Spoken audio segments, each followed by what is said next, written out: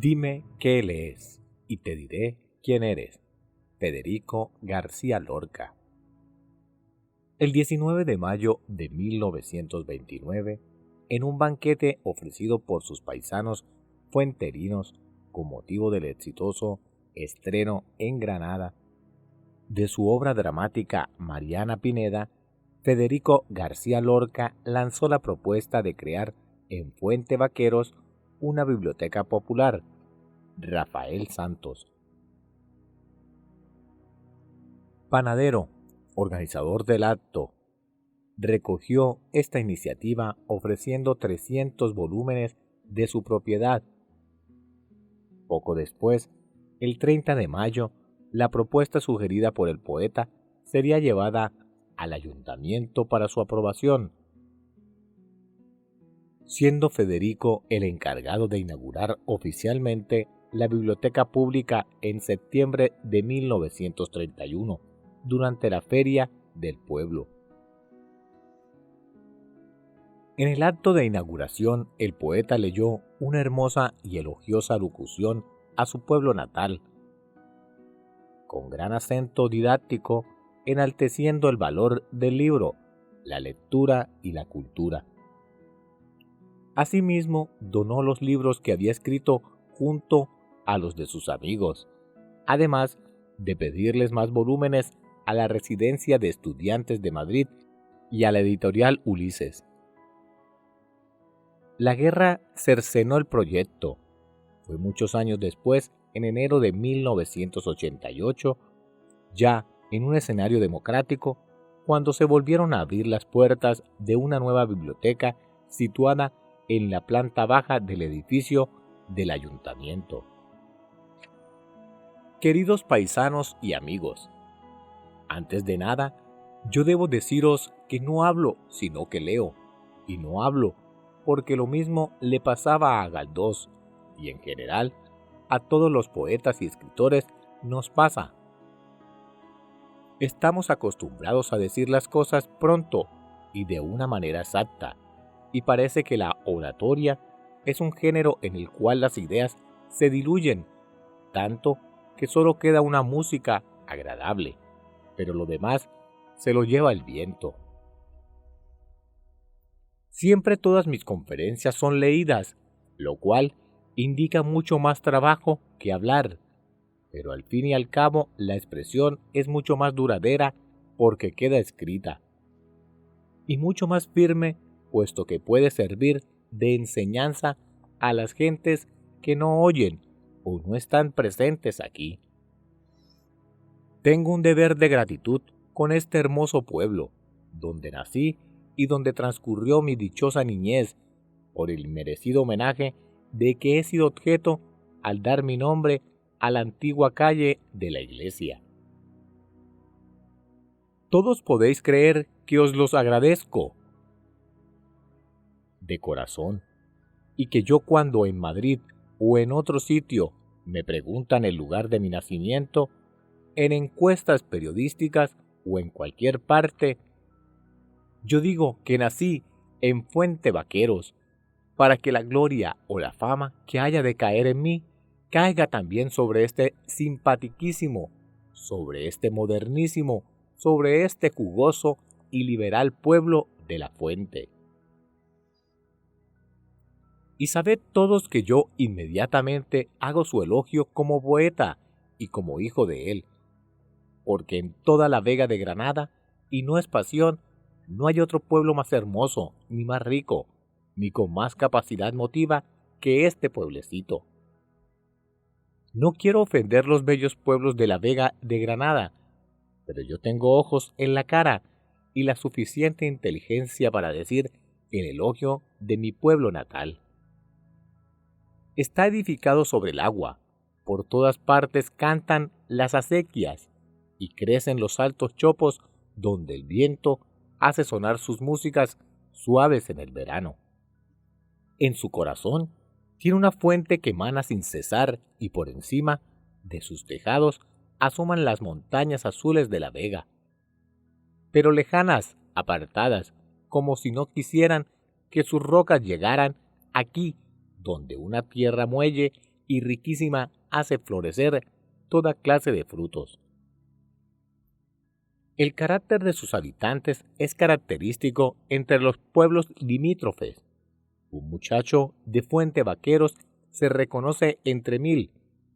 Allí le veréis garboso, con el sombrero echado hacia atrás, dando manotazos y ágil en la conversión y en la elegancia. Pero será el primero, en un grupo de forasteros, en admitir una idea moderna o en secundar un movimiento noble. Una muchacha de la Fuente la conoceréis entre mil, por su sentido de la gracia, por su viveza, por su afán de elegancia y superación. Y es que los habitantes de este pueblo tienen sentimientos artísticos nativos bien palpables en las personas que han nacido de él. Sentimiento artístico y sentimiento de alegría que es tanto como decir sentido de la vida. Muchas veces he observado que al entrar en este pueblo hay como un clamor, un estremecimiento que emana de la parte más íntima de él, un clamor, un ritmo que es afán social y comprensión humana. Yo he recorrido cientos y cientos de pueblecitos como este y he podido estudiar en ellos una melancolía que nace no solamente de la pobreza, sino también de la desesperanza y de la incultura. Los pueblos que viven solamente apegados a la tierra tienen únicamente un sentimiento terrible de la muerte, sin que haya nada que eleve hacia días claros de risa y auténtica paz social. Fuente Vaqueros tiene ganado eso. Aquí hay un anhelo de alegría, o sea, de progreso, o sea, de vida, y por lo tanto, afán artístico, amor a la belleza y a la cultura. Yo he visto a muchos hombres de otros campos volver del trabajo a sus hogares, y llenos de cansancio se han sentado quietos, como estatuas, a esperar otro día y otro, con el mismo ritmo sin que por su alma cruce un anhelo de saber. Hombres esclavos de la muerte sin haber vislumbrado siquiera las luces y la hermosura a que llega el espíritu humano. Porque en el mundo no hay más que vida y muerte y existen millones de hombres que hablan, miran, comen, pero están muertos. Más muertos que las piedras y más muertos que los verdaderos muertos que duermen su sueño bajo la tierra. Porque tienen el alma muerta. Muerta como un molino que no muele, muerta porque no tiene amor, ni un germen de idea, ni una fe, ni una ansia de liberación, imprescindible en todos los hombres para poderse llamar así. Este es uno de los problemas, queridos amigos míos, que más me preocupan en el presente momento. Cuando alguien va al teatro, a un concierto o a una fiesta de cualquier índole que sea, si la fiesta es de su agrado, recuerda inmediatamente y lamenta que las personas que él quiere no se encuentren allí. Lo que le gustaría a esto a mi hermana, a mi padre, piensa y no goza ya del espectáculo, sino a través de una leve melancolía.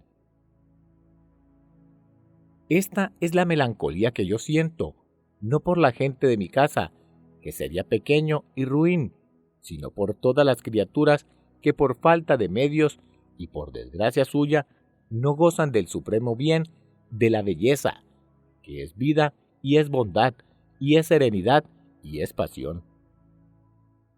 Por eso no tengo nunca un libro, porque regalo cuantos compro, que son infinitos. Y por eso estoy aquí, honrado y contento de inaugurar esta biblioteca del pueblo, la primera seguramente en toda la provincia de Granada. No solo de pan vive el hombre. Yo, si tuviera hambre y estuviera desválido en la calle, no pediría un pan, sino que pediría medio pan y un libro. Y yo ataco desde aquí violentamente a los que solamente hablan, de reivindicaciones económicas, sin nombrar jamás las reivindicaciones culturales, que es lo que los pueblos piden a gritos.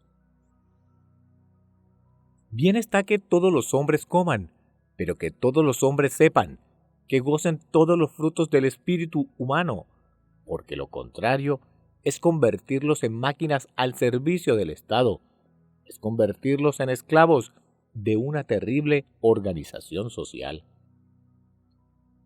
Yo tengo mucha más lástima de un hombre que quiere saber y no puede, que de un hambriento, porque un hambriento puede calmar su hambre fácilmente con un pedazo de pan o con unas frutas, pero un hombre que tiene ansia de saber y no tiene medios, sufre una terrible agonía porque son libros, libros, muchos libros, los que necesita. ¿Y dónde están esos libros? Libros, libros, he aquí una palabra mágica que equivale a decir amor, amor, y que debían los pueblos pedir como piden pan o como anhelan la lluvia para sus sementeras. Cuando el insigne escritor ruso Fyodor Dostoyevsky, padre de la Revolución Rusa mucho más que Lenin, estaba prisionero en la Siberia, alejado del mundo, entre cuatro paredes y cercado por desoladas llanuras de nieve infinita, pedía socorro en carta a su lejana familia. Solo decía: enviadme libros, libros, muchos libros, para que mi alma no muera. Tenía frío y no pedía fuego. Tenía terrible sed y no pedía agua. Pedía libros, es decir, horizontes, es decir, escaleras, para subir a la cumbre del espíritu y del corazón. Porque la agonía física, biológica, natural, de un cuerpo por hambre, sed o frío, dura poco, muy poco, pero la agonía del alma insatisfecha dura toda la vida. Ya ha dicho el gran Menéndez Pidal, uno de los sabios más verdaderos de Europa, que el tema de la República debe saber cultura, cultura, porque sólo a través de ella se puede resolver los problemas en que hoy se debate el pueblo lleno de fe, pero falto de luz. Y no olvidéis que lo primero de todo es la luz, que es la luz obrando sobre unos cuantos individuos, lo que hace que los pueblos vivan y se engrandezcan a cambio de las ideas que nacen en unas cuantas cabezas privilegiadas, llenas de un amor superior hacia los demás. Por eso no sabéis qué alegría tan grande me produce el poder inaugurar la biblioteca pública de Fuente Vaqueros, una biblioteca que es una reunión de libros agrupados y seleccionados, que es una voz contra la ignorancia, una luz perenne contra la oscuridad.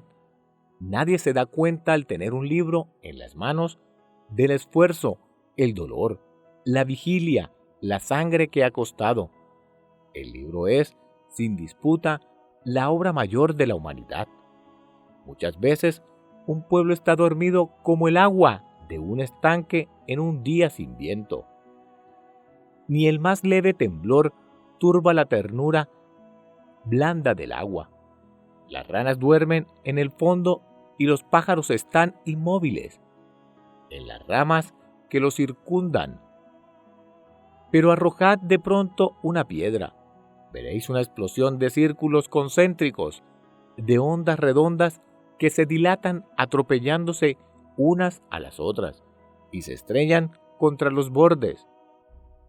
Veréis un estremecimiento total de agua, un bulir de ranas en todas direcciones, una inquietud por todas las orillas, y hasta los pájaros que dormían en las ramas umbrosas saltan disparados en bandadas por todo el aire azul.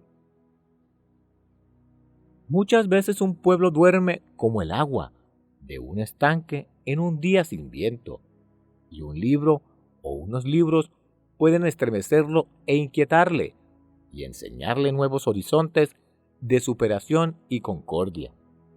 ¿Y cuánto esfuerzo ha costado al hombre producir un libro? ¿Y qué influencia tan grande han ejercido y ejercerán en el mundo? Ya lo dijo el sagacísimo Voltaire: todo el mundo civilizado se gobierna por unos cuantos libros. La Biblia, el Corán, las obras de Confucio y de Zoroastro. Y el alma y el cuerpo, la salud, la libertad y la hacienda se supeditan y dependen de aquellas grandes obras. Y yo añado, todo viene de los libros. La Revolución Francesa sale de la enciclopedia y de los libros de Rousseau, y todos los movimientos actuales, societarios, comunistas y socialistas, arrancan de un gran libro, del Capital, de Carlos Marx. Pero antes de que el hombre pudiese construir libros para difundirlos, qué drama tan largo y qué lucha ha tenido que sostener. Los primeros hombres hicieron libros de piedra, es decir, escribieron los signos de sus religiones sobre las montañas. No teniendo otro modo, grabaron en las rocas sus anhelos, con esta ansia de inmortalidad, de sobrevivir, que es lo que diferencia al humano de la bestia. Luego emplearon los metales.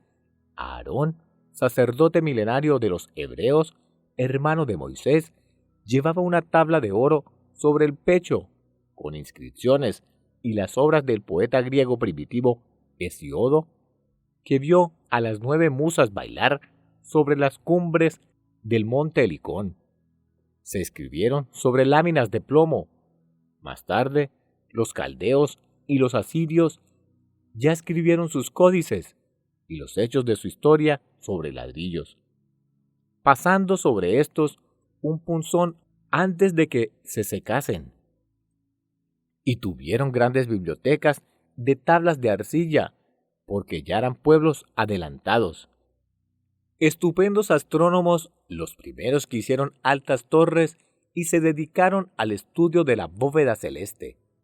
Los egipcios, además de escribir en las puertas de sus prodigiosos templos, escribieron sobre unas largas tiras vegetales llamadas papiros, que enrollaban.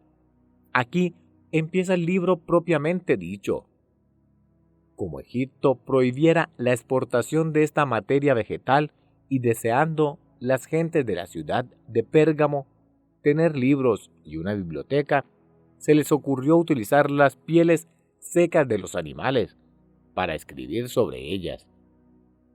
Y entonces nace el pergamino, que en poco tiempo venció el papiro y se utiliza ya como única materia para hacer libros, hasta que se descubre el papel. Mientras cuento esto de manera tan breve, no olvidar que entre hecho y hecho hay muchos siglos, pero el hombre sigue luchando con las uñas, con los ojos, con la sangre, por eternizar, por difundir, por fijar el pensamiento y la belleza. Cuando a Egipto se le ocurre no vender papiros porque los necesitan o porque no quieren, ¿quién pasa en Pérgamo noches y años enteros de luchas hasta que se le ocurre escribir en la piel seca de animal? ¿Qué hombre o qué hombres son estos que en medio del dolor buscan una materia donde grabar los pensamientos de los grandes sabios y poetas? No es un hombre ni son 100 hombres, es la humanidad entera la que les empuja misteriosamente por detrás. Entonces, una vez ya con pergamino, se hace la gran biblioteca de Pérgamo, verdadero foco de luz en la cultura clásica, y se escriben los grandes códices. Teodoro de Sicilia dice que los libros sagrados de los persas ocupaban en pergaminos nada menos que 1200 pieles de buey. Toda Roma escribía en pergaminos. Todas las obras de los grandes poetas latinos, modelos eternos de profundidad, perfección y hermosura, están escritas sobre pergamino. Sobre pergaminos brotó el arrebatado lirismo de Virgilio, y sobre la misma piel amarillenta brillan las luces densas de la espléndida palabra del español Séneca. Pero llegamos al papel. Desde la más remota antigüedad el papel se conocía en China. Se fabricaba con arroz. La difusión del papel marca un paso gigantesco en la historia del mundo. Se puede fijar el día exacto en que el papel chino penetró en Occidente, para bien de la civilización. El día glorioso que llegó fue el 7 de julio del año 75 de la era cristiana. Los historiadores árabes y los chinos están conformes con esto. Ocurrió que los árabes, luchando con los chinos en Corea, lograron traspasar la frontera del Celeste Imperio y consiguieron hacerles muchos prisioneros. Algunos prisioneros de estos tenían por oficio hacer papel y enseñaron su secreto a los árabes. Estos prisioneros fueron llevados a Samarcanda, donde ejercieron su oficio bajo el reinado del sultán Harún al-Rashid, el prodigioso personaje que puebla los cuentos de las 1001 noches. El papel se hizo con algodón, pero como allí escaseaba este producto, se les ocurrió a los árabes hacerlos de trapos sucios y así cooperaron con la aparición del papel actual. Pero los libros tenían que ser manuscritos. Los escribían los amanuenses, hombres pacientísimos que copiaban página a página con gran primor y estilo, pero eran muy pocas las personas que los podían poseer.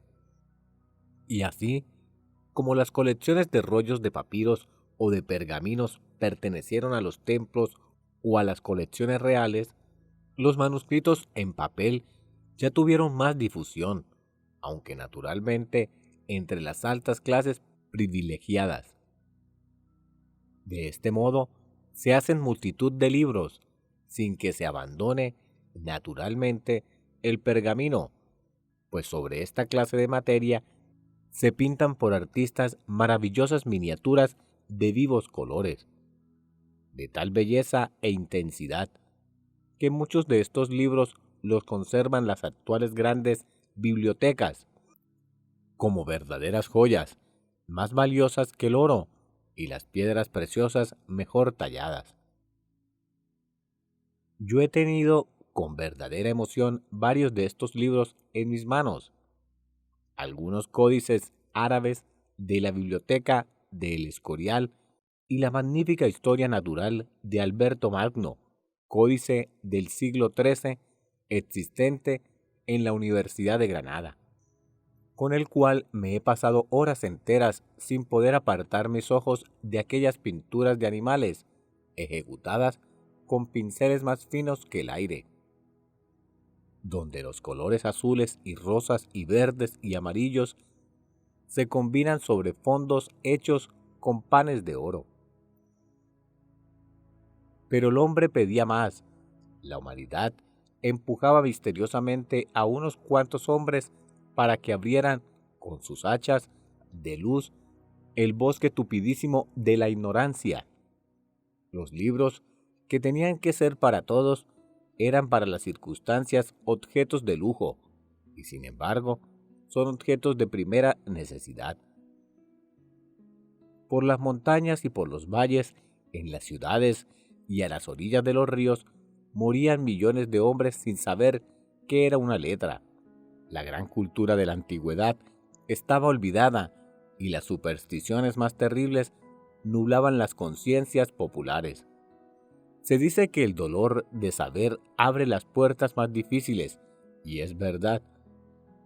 Esta ansia confusa de los hombres movió a 2 o 3 a hacer sus estudios, sus ensayos, y así apareció en el siglo XV, en Maguncia de Alemania, la primera imprenta del mundo.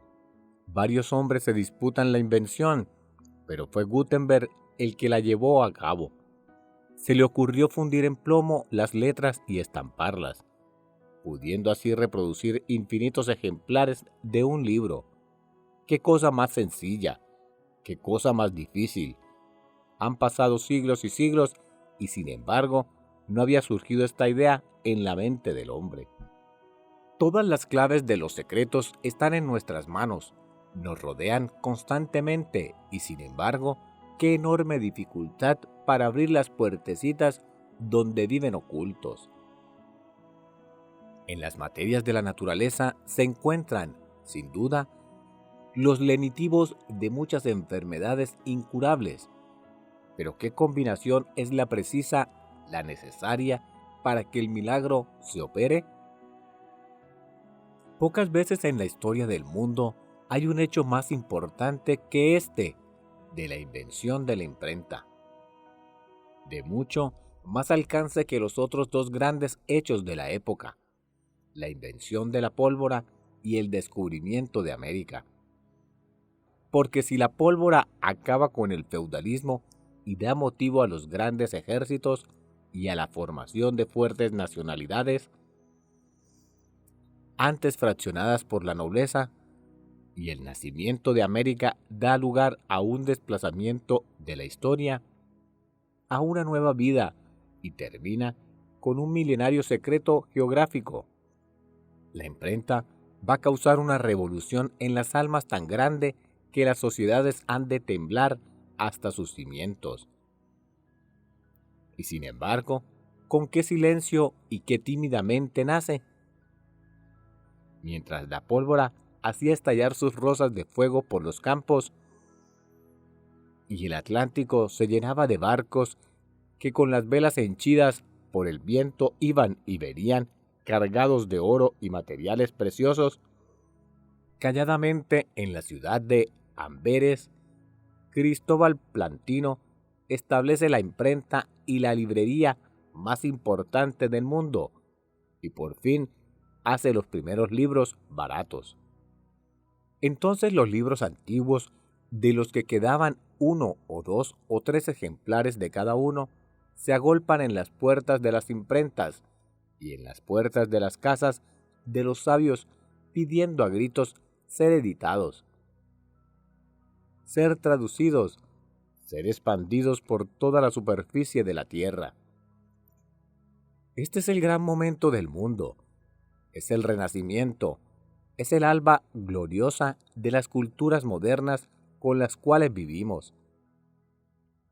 Muchos siglos antes de esto que cuento, después de la caída del Imperio Romano, de las invasiones bárbaras y el triunfo del cristianismo, tuvo el libro su momento más terrible de peligro.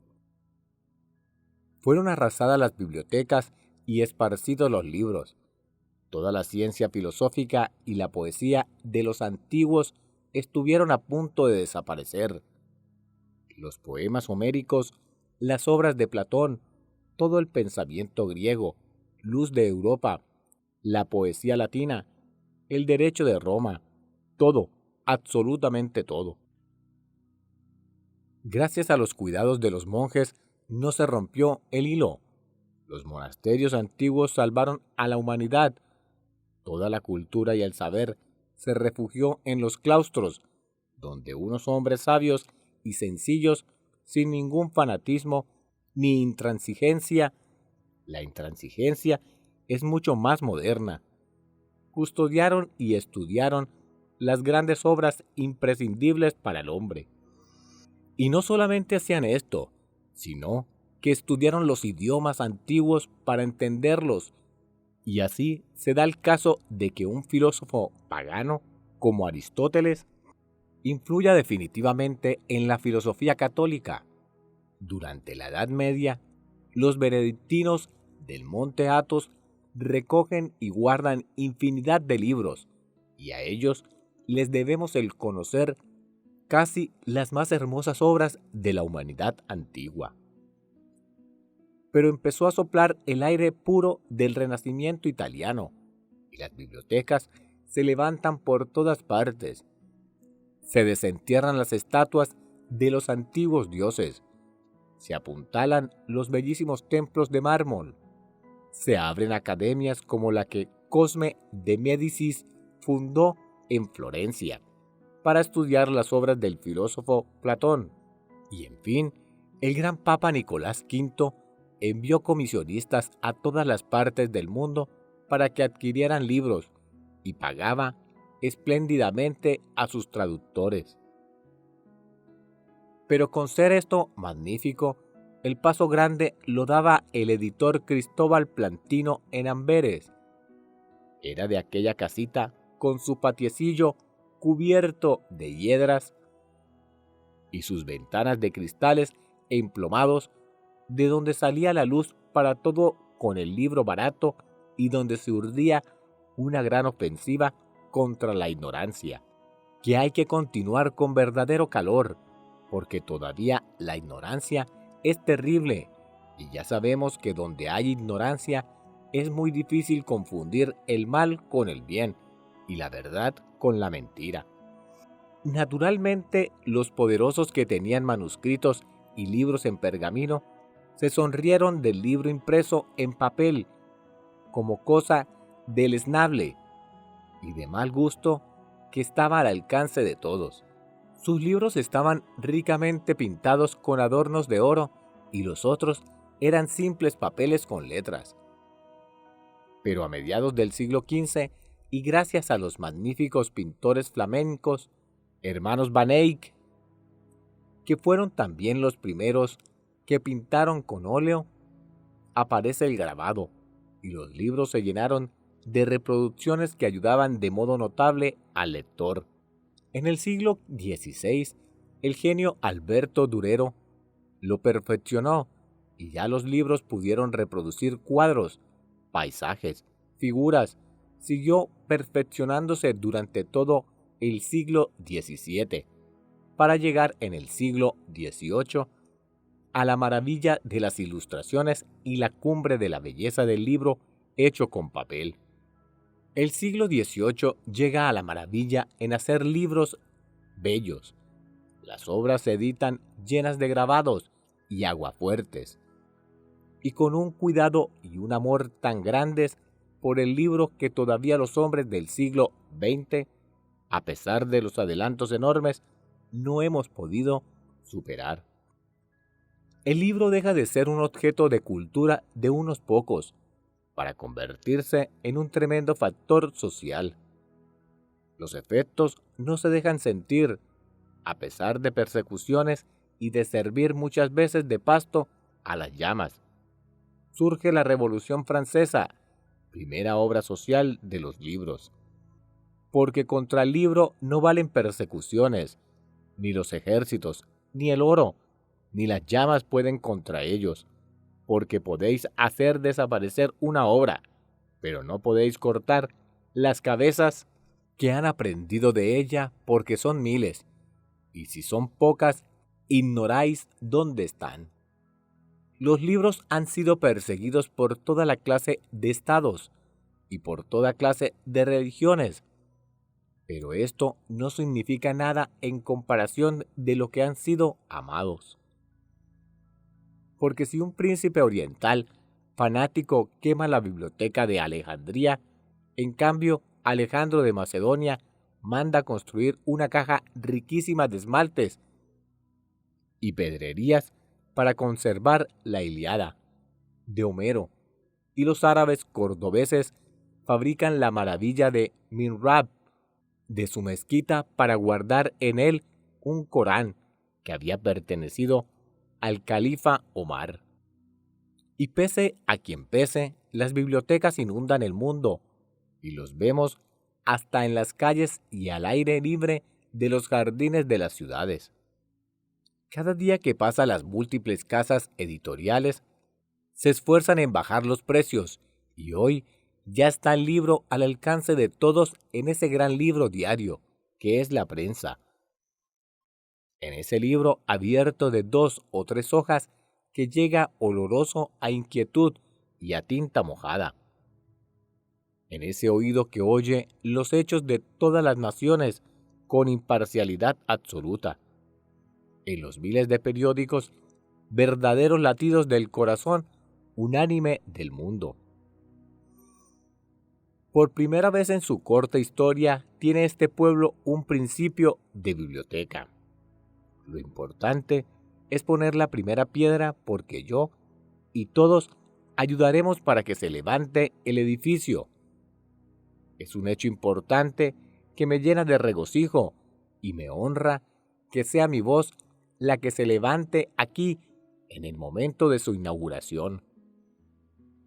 Porque mi familia ha cooperado extraordinariamente con la cultura vuestra.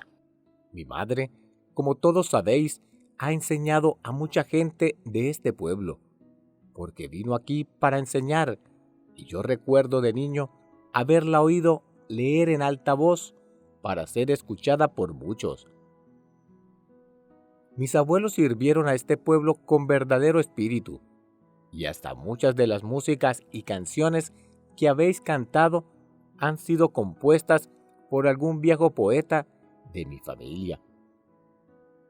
Por eso yo me siento lleno de satisfacción en este instante y me dirijo a los que tienen fortuna pidiéndoles que ayuden en esta obra, que den dinero para comprar libros, como es su obligación, como es su deber. Y a los que no tienen medios, que acudan a leer, que acudan a cultivar sus inteligencias como único medio de su liberación económica y social. Es preciso que la biblioteca se esté nutriendo de libros nuevos y lectores nuevos, y que los maestros se esmeren en no enseñar a leer a los niños mecánicamente, como hacen tantos por desgracia todavía, sino que les inculquen el sentido de la lectura, es decir, lo que valen un punto y una coma en el desarrollo y forma de una idea escrita. Y libros, es preciso que a la bibliotequita de la fuente comiencen a llegar libros. Yo he escrito a la editorial de la Residencia de Estudiantes de Madrid, donde yo he estudiado tantos años, y a la editorial Ulises, para ver si consigo que manden aquí sus colecciones completas, y desde luego yo mandaré los libros que he escrito y los de mis amigos. Libros de todas las tendencias y de todas las ideas, lo mismo las obras divinas, iluminadas de los místicos y los santos, que las obras encendidas de los revolucionarios y hombres de acción. Que se enfrenten al cántico espiritual de San Juan de la Cruz, obra cumbre de la poesía española, con las obras de Tolstoy. Que se miren frente a frente la ciudad de Dios de San Agustín con Zaratustra de Nietzsche o El Capital de Marx. Porque, queridos amigos, todas estas obras están conformes en un punto de amor a la humanidad y elevación del espíritu, y al final todas se confunden y abrazan en un ideal supremo. Y lectores, muchos lectores, yo sé que todos no tienen igual inteligencia, como no tienen la misma cara, que hay inteligencias magníficas y que hay inteligencias pobrísimas, como hay caras feas y caras bellas. Pero cada uno sacará del libro lo que pueda, que siempre le será provechoso y para algunos absolutamente salvador. Esta biblioteca tiene que cumplir un fin social, porque si se cuida y se alienta el número de lectores y poco a poco se va enriqueciendo con obras, dentro de unos años ya se notará en el pueblo. Y esto no lo dudéis, un mayor nivel de cultura. Y si esta generación que hoy me oye no aprovecha por falta de preparación todo lo que puedan dar los libros, ya lo aprovecharán vuestros hijos, porque es necesario que sepáis todos que los hombres no trabajamos para nosotros, sino para los que vienen detrás, y que este es el sentido moral de todas las revoluciones, y en último caso, el verdadero sentido de la vida. Los padres luchan por sus hijos y por sus nietos, y egoísmo quiere decir esterilidad, y ahora que la humanidad tiende a que desaparezcan las clases sociales tal como estaban instituidas, precisa un espíritu de sacrificio y abnegación en todos los sectores para intensificar la cultura, única salvación de los pueblos. Estoy seguro de que Fuente Vaqueros, que siempre ha sido un pueblo de imaginación viva y de alma clara y risueña como el agua que fluye de su fuente, sacará mucho jugo de esta biblioteca y servirá para llevar a la conciencia de todos nuevos anhelos y alegrías por saber. Os he explicado a grandes trazos el trabajo que ha costado al hombre llegar a ser libros para ponerlos en todas las manos. Que esta modesta y pequeña lección sirva para que los améis y los busquéis como amigos, porque ellos están eternamente verdes, porque ellos están más vivos cada día, porque los árboles se marchitan y ellos están eternamente verdes, y porque en todo momento y en toda hora se abren para responder a una pregunta o prodigar un consuelo. Y sabed, desde luego, que los avances sociales y las revoluciones se hacen con libros, y que los hombres que las dirigen mueren muchas veces, como el gran Lenin, de tanto estudiar, de tanto querer abarcar con su inteligencia, que no valen armas ni sangre si las ideas no están bien orientadas y bien dirigidas en las cabezas, y que es preciso que los pueblos lean para que aprendan no solo el verdadero sentido de la libertad, sino el sentido actual de la comprensión mutua y de la vida. Y gracias a todos, gracias al pueblo, gracias en particular a la agrupación socialista que siempre ha tenido conmigo las mayores deferencias, y gracias a vuestro alcalde, don Rafael Sánchez Roldán, hombre benemérito, verdadero y leal hijo del trabajo, que ha adquirido por su propio esfuerzo, ilustración y conciencia de su época, y merced al cual es hoy un hecho esta biblioteca pública. Y un saludo a todos, a los vivos y a los muertos, ya que vivos y muertos componen un país. A los vivos para desearles felicidad y a los muertos para recordarlos cariñosamente porque representan la tradición del pueblo y porque gracias a ellos estamos todos aquí. Que esta biblioteca sirva de paz, inquietud espiritual y alegría en este precioso pueblo donde tengo la honra de haber nacido. Y no olvidéis este precioso refrán que escribió un crítico francés del siglo XIX. Dime qué lees y te diré quién eres. He dicho. Septiembre de 1931. Federico García Lorca, 1898-1936. Poeta, dramaturgo y prosista español. Adscrito a la llamada generación del 27. Es el poeta de mayor influencia y popularidad de la literatura española del siglo XX. No solo de pan vive el hombre. Yo, si tuviera hambre y estuviera desválido, en la calle no pediría un pan, sino que pediría medio pan y un libro. Yo tengo mucha más lástima de un hombre que quiere saber y no puede, que de un hambriento, porque un hambriento puede calmar su hambre fácilmente con un pedazo de pan o con unas frutas, pero un hombre que tiene ansia de saber y no tiene medios sufre una terrible agonía porque son libros, muchos libros, los que necesita. ¿Y dónde están esos libros? Libros. He aquí una palabra mágica que equivale a decir amor, y que debían los pueblos pedir como piden pan o como anhelan la lluvia para sus sementeras. Federico García Lorca.